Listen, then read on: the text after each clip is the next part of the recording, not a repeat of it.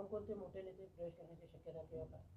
15 तारखेला राज्याचे माजी मुख्यमंत्री आणि विद्यमान उपमुख्यमंत्री शिवसेनेचे मुख्य नेते एकनाथ शिंदेसाहेब रत्नागिरीच्या दौऱ्यावर आहेत.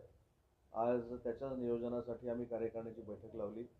आभाराचा जो दौरा आहे, या दौऱ्यामध्ये अनेक UBTचे पदाधिकारी, माजी लोकप्रतिनिधी, विद्यमान पदाधिकारी हे पक्षामध्ये प्रवेश करतील आणि या पक्षाच्या प्रवेशानंतर पक्षप्रवेशाची जी शृंखला आहे ती रत्नागिरीमधून सुरू होईल. माजी आमदार काही प्रवेश करणार असं तुम्ही म्हणाला.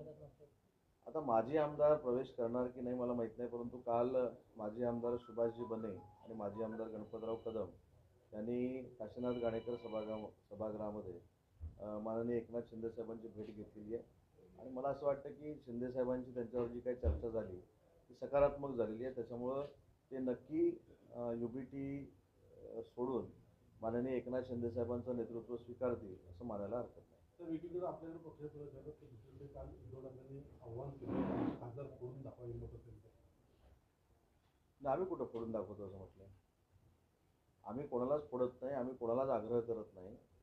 विधानसभेच्या निवडणुकीनंतर एकनाथ शिंदेसाहेबांच्या नेतृत्वाखाली चालणारी शिवसेना हीच वंदनीय बाळासाहेबांचा विचार पुरविणारी शिवसेना हे सिद्ध झाल्यामुळं कसलंही ऑपरेशन न करता, कसलीही आमिष न दाखवता कार्यकर्त्यांना कळून चुकलेलं आहे की आता जर शिवसेनेमध्ये खरं काम करायचं असेल तर धनुष्यबाणच हातात घ्यावा लागेल आणि म्हणून मशाल सोडून जर काही लोक धनुष्यबाण हातात घेत आहेत तर आम्ही कोणावर जबरदस्ती करतो? आम्ही कोणावरही जबरदस्ती करत नाही. आणि काल देखील मी सांगितलं, जी काय दिल्लीमधनं वज्रमूठ दाखवण्यात आली तसंच मी गुवाहाटीला जायच्या अगोदर आदल्या दिवशी सेनाभवनला होतो. माझ्या मनात काय आहे तसं समोरचं कोण ओळखू शकलं नाही. तसं काल जे 8 खासदार बसलेले आहेत त्यांच्या मनातलं कोण ओळखू शकणार आहे? त्याच्यामुळे वज्रमूठ किती दिवस टिकते आपण सगळ्यांनी बघू.